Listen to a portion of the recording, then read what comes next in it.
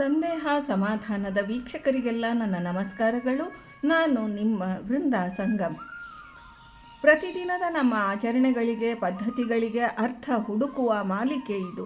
ದಿನನಿತ್ಯದೊಳಗೆ ನಾವು ಆಚರಿಸುವ ಪದ್ಧತಿಗಳಿಗೆ ವೇದ, ಉಪನಿಷತ್, ಪುರಾಣ, ಶಾಸ್ತ್ರಗಳ ಆಧಾರಗಳಿದ್ದೇ ಇರ್ತವೆ. ಆದ್ದರಿಂದ ಈ ಆಚರಣೆಗಳೆಲ್ಲ ಅರ್ಥಹೀನ ಅನ್ನೋ ಮೊದಲು, ಈ ಪದ್ಧತಿಗಳನ್ನೇ ಕೈ ಬಿಡುವ ಮೊದಲು ಈ ಆಚರಣೆಗಳಿಗೆ ಆಧಾರಗಳೇನಿರಬಹುದು ಅನ್ನೋದನ್ನು ಅರ್ಥ ಮಾಡಿಕೊಳ್ಳೋದು ಅತಿ ಮುಖ್ಯ. ಅಂತಹ ನಮ್ಮ ದಿನನಿತ್ಯದ ಆಚರಣೆಗಳಲ್ಲಿ ನಾವು ಮಾಡುವ ಪದ್ಧತಿಗಳಲ್ಲಿ ನಮಗೆ ಮೂಡುವ ಸಂದೇಹಗಳಿಗೆ ಡಾಕ್ಟರ್ ಸುಧಾ ನರಸಿಂಗರಾವ್ ದೇಶಪಾಂಡೆ ಇವರು ಅದಕ್ಕೆ ನಮಗೆ ವೇದ, ಉಪನಿಷತ್ತು, ಪುರಾಣಗಳ ಆಧಾರದೊಂದಿಗೆ ಒಂದು ವಾರಕ್ಕೆ 3 ಪ್ರಶ್ನೆಗಳಿಗೆ ಸಮಾಧಾನದ ಉತ್ತರಗಳನ್ನು ನೀಡ್ತಾರೆ. ಅದನ್ನು ಸುಲಭವಾಗಿ ನಮ್ಮ ಮಟ್ಟಕ್ಕೆ ಅರ್ಥ ಆಗುವಂತೆ ತಿಳಿಯಲು ಮಾಡುವ ಪ್ರಯತ್ನವೇ ಈ ವಿಶೇಷ ಕಾರ್ಯಕ್ರಮ. ಹಿಂಗೆ ನಿಮ್ಮೊಳಗೇನಾದರೂ ಸಂದೇಹಗಳಿದ್ದರೆ ನಮಗೆ ಕಾಮೆಂಟ್ ಮಾಡಿರಿ. ಅದನ್ನು ನಾವು ನೋಡ್ತೀವಿ ಮತ್ತು ಆ ಪ್ರಶ್ನೆಗೆ ಮುಂದಿನ ಸಂಚಿಕೆಗಳೊಳಗೆ ಉತ್ತರಿಸಲಿಕ್ಕೆ ಪ್ರಯತ್ನ ಮಾಡ್ತೀವಿ. ಅಥವಾ ನೇರವಾಗಿ ನನಗೆ ತಿಳಿಸಿದರೂ ಆದೀತು, ನಿಮ್ಮ ಅನುಕೂಲದಂಗೆ. ಒಟ್ಟಿನೊಳಗೆ ಈ ಮಾಲಿಕೆಯ ಪ್ರಯೋಜನವನ್ನು ಪಡೆದುಕೊಳ್ಳ್ರಿ. ಇಲ್ಲಿ ನಿಮಗೆ ಮೂಡಿರುವ ಸಂದೇಹಗಳಿಗೆ ಸಮಾಧಾನ ಪಡೆದುಕೊಳ್ಳೋದೇ ಮುಖ್ಯ. ಒಂದು ವಾರಕ್ಕೆ 3 ಪ್ರಶ್ನೆಗಳಿಗೆ ಸಮಾಧಾನದ ಉತ್ತರಗಳನ್ನು ನಾವು ಕೊಡಬಹುದಾಗಿದೆ. ಈ ವಾರ ನಮಗೆ ನಾಗಪಂಚಮಿಯ ವಿಶೇಷತೆ, ಆಚರಣೆಯ ಬಗ್ಗೆ 3 ಪ್ರಶ್ನೆಗಳು ಹಿಂಗವ. ನಾಗರ ಪಂಚಮಿ ಆಚರಣೆಯನ್ನು ಮಾಡುವ ವಿಶೇಷತೆ ಏನು? ನಾಗರ ಪಂಚಮಿ ಆಚರಣೆಯೊಳಗೆ ತನಿ ಎರಿಯೋದು, ಅಣ್ಣ ತಮ್ಮಂದ್ರಿಗೆ ಬೆನ್ನ ಮೇಲೆ ನಾಗಪ್ಪನನ್ನು ಯಾಕೆ ಬರಿಬೇಕು? ನಾಗರ ಪಂಚಮಿಯೊಳಗೆ ಯಾವ ರೀತಿ ಆಚರಣೆ ಮಾಡಬೇಕು, ಅದರ ಹಿನ್ನೆಲೆ ಏನು? ಈ 3 ಪ್ರಶ್ನೆಗಳಿಗೆ ಡಾಕ್ಟರ್ ಸುಧಾ ನರಸಿಂಗರಾವ್ ದೇಶಪಾಂಡೆ ಇವರು ಉತ್ತರಗಳನ್ನು ನೀಡ್ತಾರೆ. ಹರೇ ಶ್ರೀನಿವಾಸ. ಎಲ್ಲ ಆಧ್ಯಾತ್ಮ ಬಂಧುಗಳಿಗೆ ನನ್ನ ಅನಂತ ನಮಸ್ಕಾರಗಳು. ಕಲ್ಯಾಣಾತ್ಮಕ ಗಾತ್ರಾಯ ಕಾಮಿತಾರ್ಥಪ್ರದಾಯಿನೇ ಶ್ರೀಮದ್ ವೆಂಕಟಗಿರಿನಾಥಾಯ ಶ್ರೀನಿವಾಸಾಯತೆ ನಮಃ. ಸಂದೇಹ ಸಮಾಧಾನ ಈ ಕಾರ್ಯಕ್ರಮದಲ್ಲಿ ಕೇಳುಗರಿಗೆಲ್ಲ ಸ್ವಾಗತ.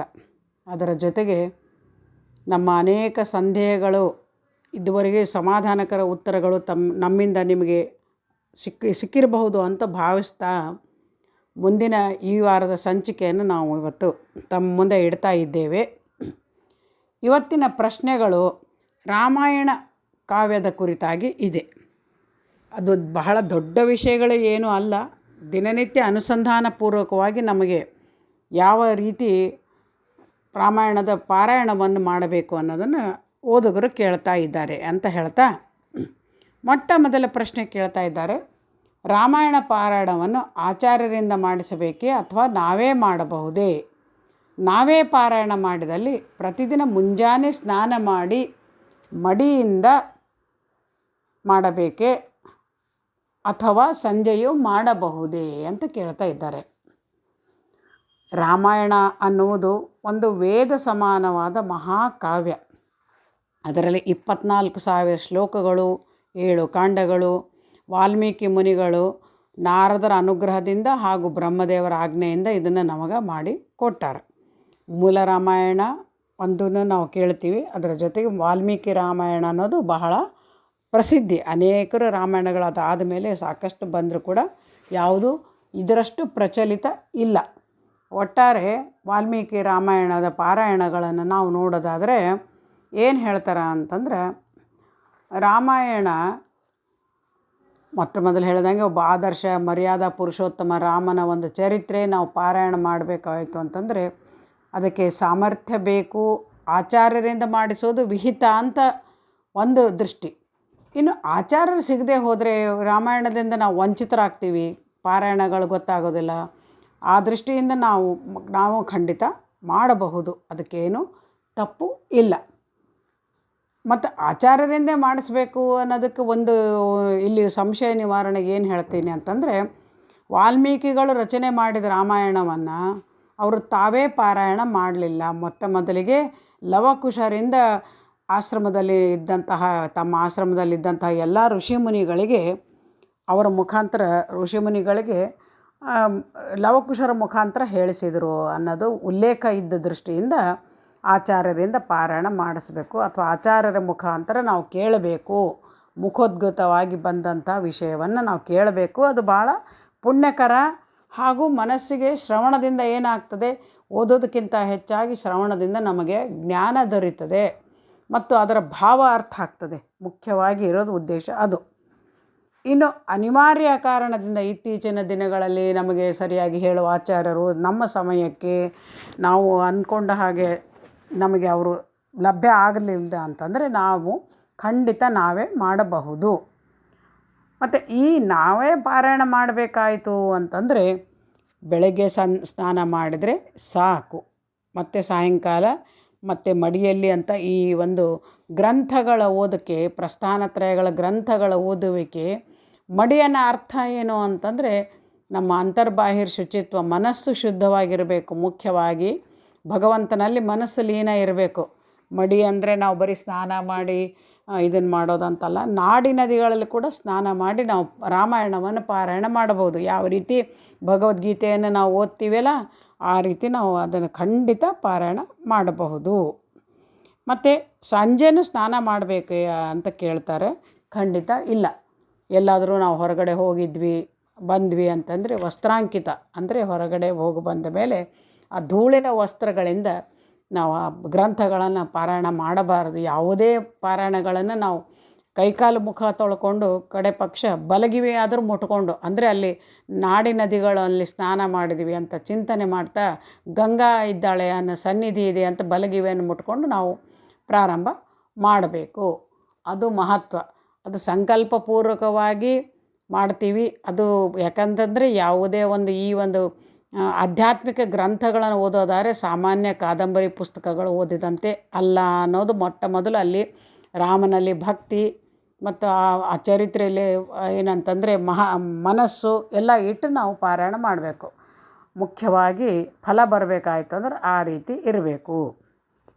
ಇನ್ನು ಎರಡನೇ ಪ್ರಶ್ನೆ ಕೇಳ್ತಾ ಇದ್ದಾರೆ, ರಾಮಾಯಣ ಪಾರಾಯಣ ಮಾಡುವುದಾದರೆ ಯಾವ ಮಾಸದಲ್ಲಿ ಮಾಡಿದರೆ ಫಲಕಾರಿ, ಅಲ್ಲದೆ ಇಷ್ಟೇ ದಿನದಲ್ಲಿ ಮುಗಿಸಬೇಕೆಂಬ ನಿರ್ಬಂಧವೇನಾದರೂ ಇದೆ ಅಂತ ಕೇಳ್ತಾ ಇದ್ದಾರೆ. ನನ್ನ ಅಭಿಪ್ರಾಯದ ಪ್ರಕಾರ ರಾಮಾಯಣ ಪಾರಾಯಣ ಮಾಡುವುದು ಯಾವಾಗ ಅಂತಂದರೆ ಮುಖ್ಯವಾಗಿ ಚೈತ್ರ ಮಾಸದಲ್ಲಿ ಪ್ರಾರಂಭ ಮಾಡಬೇಕು, ಅಥವಾ ಚೈತ್ರ ಮಾಸದಲ್ಲಿ ಪಾರಾಯಣ ಮಾಡಿದರೆ ಹೆಚ್ಚು ಫಲ. ಸಾಮಾನ್ಯವಾಗಿ ಯಾವಾಗ ಪಾರಾಯಣ ಮಾಡಲಿಕ್ಕೆ ಶುರು ಮಾಡಿದರೂ ಅದು ಸರ್ವದೇಶವು ಪುಣ್ಯ ದೇಶವು ಸರ್ವಕಾಲವು ಪರ್ವಕಾಲವು ಅಂತ ಹೇಳ್ದಂಗೆ ಭಗವಂತನ ಚರಿತ್ರೆ ಓದಲಿಕ್ಕೆ ಯಾವುದೇ ಒಂದು ನಿರ್ಬಂಧಗಳು ನಮಗೆ ಬೇಕಿಲ್ಲ. ಯಾಕಂದರೆ ನಾಳೆ ಅನ್ನೋದು ನಮ್ಮ ಜೀವನದಲ್ಲಿ ನಾವು ಕಂಡು ಬಂದಿಲ್ಲ. ಇದು ಯಾವ ವೇದದಲ್ಲಿ ಹೇಳಿದ ಮಾತಲ್ಲ, ಇದು ನಮ್ಮ ಅನುಭವಕ್ಕೆ ಬಂದ ಮಾತುಗಳು. ಇವತ್ತು ನಾವು ಓದಬೇಕು ಅಂತ ನಿರ್ಧಾರ ಮಾಡಿದ್ವಿ, ಇವತ್ತೇನೋ ಅನಾನುಕೂಲ ಆಯಿತು, ಮತ್ತು ನಾಳೆ ನಮಗೆ ಅದು ಇನ್ನೂ ಹೆಚ್ಚು ಅನಾನುಕೂಲಗಳು ಬಂದುಬಿಡ್ತು ಅಂದರೆ ನಾವು ಅದರಿಂದ ಪಾರಾಯಣ ಆಗಲಿ ಅಥವಾ ಚರಿತ್ರೆಯನ್ನು ತಿಳ್ಕೊಳ್ಳೋದ್ರಿಂದ ವಂಚಿತರಾಗ್ಬಿಡ್ತೀವಿ. ಅದಕ್ಕೆ ಯಾವುದೇ ಕಾರ್ಯ ಮಾಡಬೇಕಾದ್ರೆ ಶುಭಶ್ಯ ಶೀಘ್ರಂ ಅಂತ ಹೇಳ್ತಾರೆ. ಅದಕ್ಕೆ ಯಾವ ನಿಯಮಗಳು ಇಲ್ಲ ಮುಖ್ಯವಾಗಿ. ಆದರೆ ಕೆಲವು ಕಡೆ ರಾಮದೇವರ ಚಿಂತನೆ ಚರಿತ್ರೆ ಹೆಚ್ಚಾಗಿ ಏನಂತಾರೆ ಎಲ್ರಿಗೂ ಅದೇ ಸಮಯದಲ್ಲಿ ಆಗಬೇಕು ಅನ್ನೋ ದೃಷ್ಟಿಯಿಂದ ನಾವು ನೋಡ್ತೀವಿ. ಚೈತ್ರ ಮಾಸದಲ್ಲಿ ಎಲ್ಲ ಕಡೆ ರಾಮಾಯಣಗಳ ಪಾರಾಯಣಗಳನ್ನು ಮಾಡ್ತಾರೆ, ರಾಮನ ಚರಿತ್ರೆಗಳನ್ನು ಹೇಳ್ತಾರೆ. ಬಾಲಕಾಂಡ, ಸುಂದರಕಾಂಡ, ಈ ರೀತಿ ಪ್ರತಿಯೊಂದು, ಸುಂದರಕಾಂಡವಂತೂ ಸಾಮಾನ್ಯವಾಗಿ ನಾವು ನೋಡೋದಾದರೆ ಹನುಮಂತ ದೇವ್ರದ್ದು ಚರಿತ್ರೆ ಎಲ್ಲ ಅದನ್ನೇನೆಂದರೆ ಅದೇ ಚೈತ್ರ ಮಾಸದಲ್ಲಿ ರಾಮ ಹುಟ್ಟೋದು ಆಂಜನೇಯ ಹುಟ್ಟೋದು ಅದೇ ಸಮಯ ಅಂತ ಅನ್ನೋದಕ್ಕೆ ಆ ದೃಷ್ಟಿಯಿಂದ ರಾಮನವಮಿ ಮತ್ತು ಹುಣ್ಣಿಮೆ ನಡುವೆ ನಾವೇನಂದ್ರೆ ಅದನ್ನು ಪಾರಾಯಣ ಮಾಡ್ತಾರೆ ಅಥವಾ ಆ ಮಾಸದಲ್ಲಿ ಹೇಳಿಸ್ತಾರೆ. ಪಾರಾಯಣಗಳ ಶ್ರವಣಾದಿಗಳನ್ನು ಮಾಡಬೇಕು ಮುಖ್ಯವಾಗಿ. ಮತ್ತು ಇನ್ನು ಇಷ್ಟೇ ದಿನದಲ್ಲಿ ಮುಗಿಸಬೇಕೆಂಬ ನಿರ್ಬಂಧ ಏನಾದರೂ ಇದೆ ಅಂತಂದರೆ ಆ ಒಂದು ಯಾರಾದರೂ ಬೇರೆ ಆಚಾರ್ಯರಿಂದಾಗಲಿ ಬೇರೆಯವ್ರಲಿಂದ ನಾವು ಹೇಳಿಸ್ಲಿಕ್ಕೆ ಹತ್ತಿರ ಅದಕ್ಕೆ ಕೆಲವೊಂದು ನಿರ್ಬಂಧಗಳಿದೆ. ಕನಿಷ್ಠ ಪಕ್ಷ ಒಂದು ಸಪ್ತಾಹ ಅಂತ ಕರಿತೀವಿ, ಸಾಮಾನ್ಯವಾಗಿ ಸಪ್ತಾಹ. ಮತ್ತು ಅದರ ಜೊತೆಗೇನಂತಂದರೆ ಸಾಧ್ಯ ಆಗದೆ ಹೋದರೆ 24 ಅಂತ ಕೂಡ ಹೇಳ್ತಾರೆ, 24 ದಿನ ಅಂತ ಹೇಳ್ತಾರೆ. ಯಾಕಂದರೆ 24,000 ಶ್ಲೋಕಗಳಿದೆ ಅನ್ನೋದ್ರ ದೃಷ್ಟಿಯಿಂದ ಒಂದೊಂದು ಶ್ಲೋಕದ ಒಂದು 1000 ಶ್ಲೋಕಗಳು ಒಂದೊಂದು ದಿನಕ್ಕೆ ಅಂತ ಏನೋ ಚಿಂತನೆ ಮಾಡ್ತಾರೆ. ಮತ್ತು ಮಂಡಲ ಅಂತ ಅಂತೀವಿ, 41 ದಿನಕ್ಕೊಂದು ಮಂಡಲ ಅಂತೀವಿ. ಇದು ಒಂದು ಸಾಮಾನ್ಯ ಪದ್ಧತಿ. ಸಪ್ತಾಹ ಮಾಡೋದು ಹೆಚ್ಚು, ಎಲ್ಲ ವಿಷಯಗಳು ಹೆಚ್ಚಾಗಿ ಸಪ್ತಾಹಗಳು ಮಾಡ್ತಾರೆ. ಆದರೆ ಇಷ್ಟೇ ದಿನದಲ್ಲಿ ಮಾಡಬೇಕನ್ನೋ ನಿರ್ಬಂಧ ಖಂಡಿತ ಇಲ್ಲ. ನಾವೇ ಓದೋದಾದರೆ ನಾವು ದಿನನಿತ್ಯ ಬೆಳಗ್ಗೆ ಸಾಯಂಕಾಲ ದಿನನಿತ್ಯ ನಾವು ಮನೆಯಲ್ಲಿ ರಾಮಾಯಣವನ್ನು ಪಾರಾಯಣ ಮಾಡಲೇಬೇಕು. ರಾಮಾಯಣ ಪಾರಾಯಣ ಮಾಡೋದರಿಂದ ಏನು ಹೇಳ್ತಾರೆ ಅಂತಂದರೆ, ಸಂತತಿಯಾಹುದು ರಾಮಾಯಣ ಕೇಳಲು ಅಂತಾರೆ. ಮನೆಯಲ್ಲಿ ಸಂತಾನ ಆಗ್ತದೆ, ಸತ್ಸಂತಾನ ಆಗ್ತದೆ. ಮತ್ತು ಮನೆಯಲ್ಲಿ ಯಾವುದಾದ್ರೂ ವಿಘ್ನಕಾರಿ ಒಂದು ಪೀಡೆಗಳು ಇತ್ತು, ಭೂತ ಗ್ರಹಾದಿಗಳ ಪೀಡೆಗಳು, ಯಾವುದಾದ್ರೂ ಒಂದು ಮನೆಯೊಳಗೆ ಏನಾದರೂ ಅಚಾತುರ್ಯಗಳಾಗ್ತಾ ಇತ್ತು, ನಮಗೆ ತೊಂದರೆಗಳು ಉಂಟಾಗ್ತಾ ಇತ್ತು, ಮನಸ್ಸಿಗೆ ಒಂಥರ ಸಮಾಧಾನ ಇಲ್ಲದೆ ಇತ್ತು ಅಂತಂದರೆ ಶಾಂತಿಗಾಗಿ ಈ ಪಾಠವನ್ನು ನಾವು ಮಾಡಲೇಬೇಕು. ರಾಮಾಯಣದ ಪಾಠ ಇದ್ದರಿಂದ. ಯಾಕೆ ಅಂದರೆ ಎಲ್ಲಿ ರಾಮನೋ ಅಲ್ಲಿ ಹನುಮನೋ, ಎಲ್ಲಿ ಹನುಮನೋ ಅಲ್ಲಿ ಭೂತಚೇಷ್ಟೆ ಇರೋದಿಲ್ಲ. ಹೀಗಾಗಿ ಎಲ್ಲಿ ರಾಮಾಯಣ ನಡೀತಾ ಇರ್ತದೋ ಅಲ್ಲಿ ಹನುಮಂತ ಬಂದು ಕೂಡ್ತಿರ್ತಾನಂತೆ. ಆ ದೃಷ್ಟಿಯಿಂದ ನಾವು ಹನುಮಂತನ ಒಂದು ಅನುಗ್ರಹ ಬೇಕು ಅನ್ನೋ ದೃಷ್ಟಿ ಇತ್ತು ಅಂತಂದರೆ ನಾವು ಕೂಡ ಪ್ರತಿನಿತ್ಯ ಹಗಲು ಹಾಗೂ ಸಾಯಂಕಾಲ ಕಂಪಲ್ಸರಿ ಪಾರಾಯಣವನ್ನು ನಾವು ಮಾಡಬೇಕನ್ನೋದು ಇದೆ. ಇಷ್ಟೇ ದಿನದಾಗ ಮುಗಿಸ್ಬೇಕಂತ ನಿರ್ಬಂಧ ಇಲ್ಲ. ಒಮ್ಮೆ ಮುಗೀತು ಅಂದ ತಕ್ಷಣವೇ ಹರಿಕಥೆಗೆ ಯಾವತ್ತೂ ಕೊನೆ ಅನ್ನೋದು ಇಲ್ಲ. ಅದನ್ನು ನಾವು ಮತ್ತೆ ಕೊನೆ ಮಾಡಿದ್ವಿ ಅಂತಂದರೆ ಮತ್ತೆ ಮಂಗಳ ಮಾಡೋಣ, ಮತ್ತೆ ನಾವು ಪ್ರಾರಂಭ ಮಾಡಬೇಕು. ಈ ರೀತಿ ಪಾರಾಯಣವನ್ನು ಮಾಡೋದರಿಂದ ಹೆಚ್ಚು ಫಲಕಾರಿ, ರಾಮನ ಅನುಗ್ರಹಕ್ಕೆ ಹಾಗೂ ಹನುಮಂತನ ಪ್ರೀತಿಗೆ ನಾವು ಪಾತ್ರರಾಗ್ತೀವಿ ಅಂತ ನನ್ನ ಅನಿಸಿಕೆ ಹಾಗೂ ಇದ್ದದ್ದು ಮಾತು ಕೂಡ ನಿಜ. ಯಾಕಂತಂದರೆ ನಾವು ನೋಡ್ತೀವಿ, ಇನ್ನೂ ನಾವು ಮನೆಗಳಲ್ಲಿ ರಾಮಾಯಣ, ಮಹಾಭಾರತ, ಭಾಗವತಾದಿ ಗ್ರಂಥಗಳನ್ನು ಪ್ರತಿನಿತ್ಯ ಪಠಣ ಮಾಡ್ತಾರೆ. ಅಯೋಧ್ಯೆಯಲ್ಲಿ ಅಂತೂ ಸರಿಯೂ ನದಿ ದಂಡೆಯ ಮೇಲೆ ಪ್ರತಿಯೊಬ್ಬರು ತುಳಸಿ ರಾಮಾಯಣ ಮತ್ತು ವಾಲ್ಮೀಕಿ ರಾಮಾಯಣಗಳ ಪಾರಾಯಣ ಮಾಡ್ತಾ ಕೂಳ್ತಿದ್ದು ನಾವು ಕಣ್ಣಾರೆ ಕಂಡು ಬಂದೀವಿ. ಹೀಗಾಗಿ ಯಾವ ದೇಶ ಇರಲಿ, ಯಾವ ಕಾಲ ಇರಲಿ, ಅದಕ್ಕೆ ಯಾವ ನಿರ್ಬಂಧಗಳು ಇಲ್ಲ. ಆದರೂ ಕೂಡ ಚೈತ್ರ ಮಾಸ ಹೆಚ್ಚಾಗಿ ರಾಮದೇವರು ಜನಿಸಿದ ಒಂದು ಮಾಸ ಅನ್ನೋ ದೃಷ್ಟಿಯಿಂದ ಕೂಡ ನಾವು ಅದನ್ನು ಚೈತ್ರದಲ್ಲಿ ಹೇಳಿಸೋದು ಫಲಕಾರಿ ಅಂತ ಅಭಿಪ್ರಾಯ. ಮತ್ತು 3ನೇ ಪ್ರಶ್ನೆ ಕೇಳ್ತಾ ಇದ್ದಾರೆ, ರಾಮಾಯಣ ಪಾರಾಯಣ ಮಾಡುವಾಗ ಪಟ್ಟಾಭಿಷೇಕದವರೆಗೆ ಮಾತ್ರ ಮಾಡಬೇಕೇ ಅಥವಾ ಉತ್ತರಕಾಂಡವನ್ನು ಪಾರಾಯಣ ಮಾಡಬೇಕೇ? ಪಾರಾಯಣ ಮುಕ್ತಾಯದಲ್ಲಿ ರಾಮದೇವರ ಪಟ್ಟಾಭಿಷೇಕ ಮಾಡಿಸುವುದು, ಗ್ರಂಥದಾನ ಮಾಡುವುದನ್ನು ಮಾಡಲೇಬೇಕೇ ಅಂತ ಕೇಳ್ತಾ ಇದ್ದಾರೆ. ರಾಮಾಯಣ ಪಾರಾಯಣ ಮಾಡುವಾಗ ಪಟ್ಟಾಭಿಷೇಕದವರೆಗೆ ಮಾತ್ರ ಅಂತ ಯಾವ ನಿರ್ಬಂಧವೂ ಇಲ್ಲ. ಮುಖ್ಯವಾಗಿ 7 ಕಾಂಡಗಳು ಇದೆ ಅಂದಮೇಲೆ ಸಂಪೂರ್ಣ ರಾಮಾಯಣ ಕಥೆ ಯಾವಾಗ ಮುಗೀತದೆ ತಮ್ಮೆಲ್ಲ ಗಮನಕ್ಕೆ 6 ಕಾಂಡಗಳು ಕೇವಲ ಲವಕುಶರು ಸಾಕ್ಷಾತ್ ರಾಮನ ಮುಂದೆನೇ ಏನಂತಾರೆ ಗೀತದಿಂದ ಅವರೇನಂತಂದರೆ ರಾಮಾಯಣವನ್ನು ಒಂದು ಗೀತೆ ಅದನ್ನು ಹೇಳಿದರು, ಅದನ್ನು ಬಂದು ಅವರು ಹಾಡಿದರು ಅಂತ ಅಶ್ವಮೇಧ ಯಜ್ಞ ನಡೆದಾಗ ಅಂತ ಬರ್ತದೆ. ಕೊನೆಯ ಕಾಂಡ 7ನೇ ಕಾಂಡ ಅದು ನಂತರದ್ದು ಅಂತ ಹೇಳ್ತಾರೆ. ಅಂದ್ರೆ ಲವಕುಶರು ಅದನ್ನು ಹೇಳಿಲ್ಲ, ಅದು ಗೀತಾ ರೂಪದಿಂದ ಅವರಿಬ್ಬರು ಹೇಳಿಲ್ಲ, ಅದು ವಾಲ್ಮೀಕಿಯವರು ಬರೆದಿಟ್ಟ ಕಾವ್ಯ. ಅದನ್ನು 7 ಕಾಂಡಗಳು ಹೇಳೋದು ಖಂಡಿತ ಮುಕ್ತಾಯದ ಒಂದು ಹಂತ ಅಂತ ಇರ್ತದೆ. ಅಂದರೆ ರಾಮಾಯಣವನ್ನು ಪೂರ್ಣ ಓದಬೇಕು ಅನ್ನೋ ಇಚ್ಛೆ ಇದ್ದವರು 7 ಕಾಂಡಗಳನ್ನು ಓದಲೇಬೇಕು. ಇನ್ನು ರಾಮಾಯಣ ಪಾರಾಯಣ ಏನು ಇವರು ಲವಕುಶರು ಮಾಡಿದ ಮೇಲೆ ಕೂಡ ರಾಮಚಂದ್ರ ದೇವರು ನಾವು ಹೇಳ್ತೀವಿ ಏನಂತಂದರೆ ಅವರು ಮುಂದೆ 1,000 ವರ್ಷದವರೆಗೆ ಅವರೇನಂದ್ರೆ 10,000 ವರ್ಷ ರಾಜ್ಯಭಾರ ಮಾಡಿದರು ಅಂತ ರಾಮನ ಚರಿತ್ರೆಯಲ್ಲಿ ಬರ್ತದೆ. ಅದು ಮುಗಿದ ಮೇಲೆ ಕೂಡ ರಾಮಾಯಣದ ಒಂದು ಚರಿತ್ರೆ ಮುಗಿದ ಮೇಲೆ ಕೂಡ ಅವರು ಮುಂದೆ 3,000 ವರ್ಷಗಳವರೆಗೆ ರಾಜ್ಯಭಾರ ಮಾಡಿದರು ಅಂತ ಬರ್ತದೆ. ಅಂದಮೇಲೆ 7 ಕಾಂಡಗಳು ಓದಲಿಕ್ಕೆ ಏನೂ ಅಭ್ಯಂತರ ಇಲ್ಲ, ಖಂಡಿತ ಓದಬಹುದು. ಯಾಕಂದರೆ ರಾಮಾಯಣ ಇರೋದೇ 7 ಕಾಂಡ. ನಮ್ಮದು ಪಾರಾಯಣ ಪೂರ್ಣ ಅನ್ನಿಸ್ಕೋಬೇಕಾಯ್ತಂದ್ರೆ 7 ಕಾಂಡಗಳು ಓದಲೇಬೇಕು ಅನ್ನೋದು ಒಂದು. ಮತ್ತು ಬರೀ ಕೇವಲ ಪಟ್ಟಾಭಿಷೇಕದವರೆಗೂ ಕೂಡ ಕೆಲವರು ಅಲ್ಲಿಗೆ ಮಂಗಳವನ್ನು ಮಾಡಿ ಮುಕ್ತಾಯ ಮಾಡ್ತಾರೆ. ಅದೂ ಅವರವರ ಅಭಿಪ್ರಾಯಕ್ಕೆ ಬಿಟ್ಟಿದ್ದೇ ಹೊರತಾಗಿ ಅದಕ್ಕೆ ಹೀಗೆ ಮಾಡಬೇಕು ಹಾಗೆ ಮಾಡಬೇಕು ಅನ್ನುವ ನಿರ್ಬಂಧ ಇಲ್ಲ.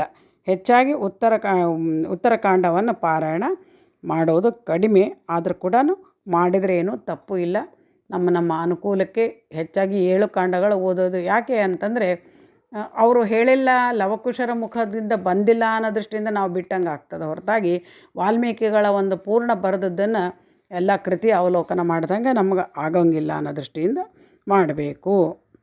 ಮತ್ತು ಅನೇಕ ಸೂಕ್ಷ್ಮಾತಿ ಸೂಕ್ಷ್ಮ ವಿಷಯಗಳು ನಮಗೆ ಸಿಗೋದೇ ಉತ್ತರಕಾಂಡದಲ್ಲಿ ಮುಖ್ಯವಾಗಿ. ಅದು ಕೂಡ ರಾಮನ ಒಂದು ಇದು ಏನಂತಂದರೆ ಪರಂಧಾಮಕ್ಕೆ ಹೋಗೋದು, ಲಕ್ಷ್ಮಣನ ಸಂವಾದ, ಅವೆಲ್ಲ ನಾವು ಬಹಳ ಒಂದು ಚಮತ್ಕಾರಿಕವಾದ ವಿಷಯಗಳು ಅದರೊಳಗೆ ನಮಗೆ ಸಿಗ್ತಾವೆ. ಆ ದೃಷ್ಟಿಯಿಂದ ಕೂಡ ನಾವು ಪಾರಾಯಣ ಮಾಡಬೇಕು. ಮತ್ತು ಈ ಮುಕ್ತಾಯದಲ್ಲಿ ರಾಮದೇವರ ಪಟ್ಟಾಭಿಷೇಕ ಮಾಡಿಸುವುದು ಅದು ನಮ್ಮ ಒಂದು ಏನಂತಾರೆ ಯೋಗ್ಯತೆಗೆ ಅಥವಾ ನಮ್ಮ ಒಂದು ನಾವು ಮಾಡುವ ಒಂದು ಮನಸ್ಸಿನ ಇದಕ್ಕೆ ಬಿಟ್ಟಿದ್ದೇ ಹೊರತಾಗಿ ಅದು ಆ ಥರ ಯಾವ ನಿಯಮನೂ ಇಲ್ಲ. ಪಟ್ಟಾಭಿಷೇಕ ಮಾಡಿಸ್ಬೇಕಂತೂ ಇಲ್ಲ. ಗ್ರಂಥದಾನ ಸಾಧ್ಯ ಆದರೆ ಗ್ರಂಥದಾನ ಮಾಡೋ ಯೋಗ್ಯತೆ ಇದ್ದರೆ ಗ್ರಂಥದಾನ ಖಂಡಿತ ಮಾಡಬೇಕು. ಆಚಾರ್ಯರಿಗೆ ಯಾರಿಗಾದರೂ ವಸ್ತ್ರ ದಕ್ಷಿಣಾದಿಗಳನ್ನು ಕೊಟ್ಟು ಗ್ರಂಥವನ್ನು ದಾನ ಮಾಡಿ ಬರಬೇಕು. ಯಾಕೆಂದರೆ ಗ್ರಂಥದಾನ ಮಾಡೋದರಿಂದ ನಮಗೆ ಮುಂದಿನ ಜನ್ಮದಲ್ಲಾದರೂ ಜ್ಞಾನ ಲಭಿಸಲಿ ಅನ್ನೋ ದೃಷ್ಟಿ ಕೂಡ ಇರ್ತದೆ. ಆ ದೃಷ್ಟಿಯಿಂದ ಗ್ರಂಥದಾನ ಖಂಡಿತ ಮಾಡಬೇಕು, ಮಾಡಬಹುದು. ಒಂದು ಬಾರಿ ಮಾಡಿದರೆ ಸಾಕು. ಮತ್ತೆ ಮತ್ತೆ ನೀವು ಪಾರಾಯಣ ಮಾಡ್ತಾಯಿದ್ರೆ ಕೇವಲ ದಕ್ಷಿಣೆಯಿಂದ ಬ್ರಾಹ್ಮಣರನ್ನ ತೃಪ್ತಿಪಡಿಸಬಹುದು ಅಂತ ಹೇಳ್ತಾ, ರಾಮಾಯಣ ಅನ್ನೋದು ನಮ್ಮ ನಿಜ ಜೀವನದ ಒಂದು ಹಾಸುಹೊಕ್ಕಾದ ಮಹಾಕಾವ್ಯ. ಅದನ್ನು ನಾವು ಸತತ ಪಾರಾಯಣಗಳನ್ನು ಮಾಡಿ ರಾಮಚಂದ್ರನಿಗೆ ಅನುಗ್ರಹಕ್ಕೆ ನಾವು ಪಾತ್ರರಾಗೋಣ. ಅದನ್ನು ನಾವು ಅದು ಏನು ಹೊಸ ಇಲ್ಲಿ ಸಂಶಯ ಅನ್ನೋ ದೃಷ್ಟಿ ಏನೂ ಅಲ್ಲ, ಆದರೆ ಪಾರಾಯಣದ ವಿಧಿವಿಧಾನಗಳನ್ನು ಮಾತ್ರ ಇಲ್ಲಿ ಹೇಳ್ತಾ ಇದ್ದೇನೆ ಹೊರತಾಗಿ ಇದು ವೇದೋಕ್ತ ಪುರಾಣೋಕ್ತ ಯಾವ ಮಾತು ಅಲ್ಲ. ಕೇವಲ ನಮ್ಮ ಸಂಪ್ರದಾಯ, ನಮ್ಮ ಹಿರಿಯರು ನಡೆಸ್ಕೊಂಡು ಬಂದಂಥ ರೀತಿಗಳನ್ನು ನಾವು ಕಂಡದ್ದನ್ನು ತಮ್ಮ ಮುಂದೆ ಯಥಾಮತಿ ಯಥಾಯೋಗ್ಯತೆ ಇಟ್ಟಿದ್ದೇನೆ. ಹರೇ ಶ್ರೀನಿವಾಸ. ಧನ್ಯವಾದಗಳು. ಈ 4 ನುಡಿ ನಮನಗಳನ್ನು ಭಾರತೀಶ ಮುಖ್ಯ ಪ್ರಾಣಾಂತರ್ಗತ ಶ್ರೀಕೃಷ್ಣ ಅರ್ಪಣಮಸ್ತು.